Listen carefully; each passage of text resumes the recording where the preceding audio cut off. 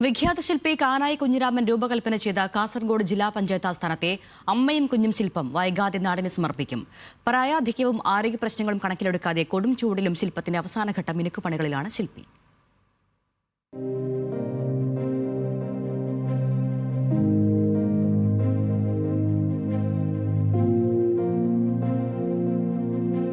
കാസർകോട്ടെ എൻഡോസൾഫാൻ ദുരിതബാധിതരുടെ അതിജീവനത്തിന് പ്രതീകമായി ജില്ലാ പഞ്ചായത്ത് മുന്നോട്ട് വച്ച പദ്ധതിയാണ് ഈ ചരിത്ര സ്മാരകം.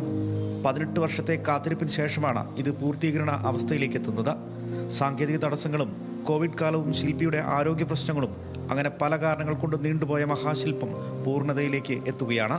വാർദ്ധക്യ സഹജമായ ശാരീരിക ബുദ്ധിമുട്ടുകൾ അവഗണിച്ചാണ് കാനായി കുഞ്ഞിരാമൻ ഈ ദൗത്യം പൂർത്തിയാക്കുന്നത്.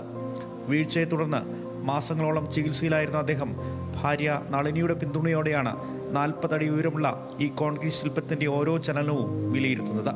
തമിഴ്നാട്ടിലെ മാർത്താണ്ഡത്തു നിന്നുള്ള വിദഗ്ധ തൊഴിലാളികളെ ഉപയോഗിച്ചാണ് കാനായി ശില്പത്തിന്റെ അവസാനവട്ട പ്രവർത്തനങ്ങളിൽ മുഴുകിയിട്ടുള്ളത്. ഇന്നിപ്പോൾ വീണ്ടും കാലം അവസാനം ഓപ്പറേഷൻ ചെയ്തു. 8 മാസമായിട്ട് കിടപ്പായിരുന്നു. എന്നാലും കുഴപ്പമൊന്നുമില്ല. പിന്നെ ഇങ്ങനെ തുടങ്ങി തീർക്കണമെന്ന്.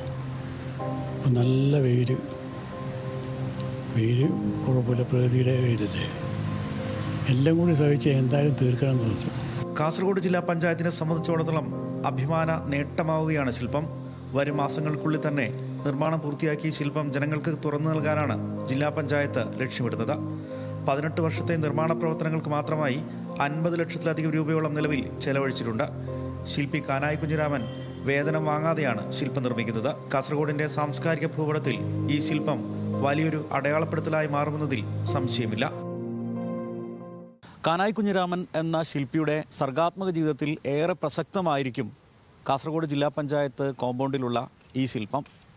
18 വർഷത്തിന് ശേഷം ശില്പം പൂർത്തീകരണത്തിലേക്ക് അടുക്കുകയാണ്.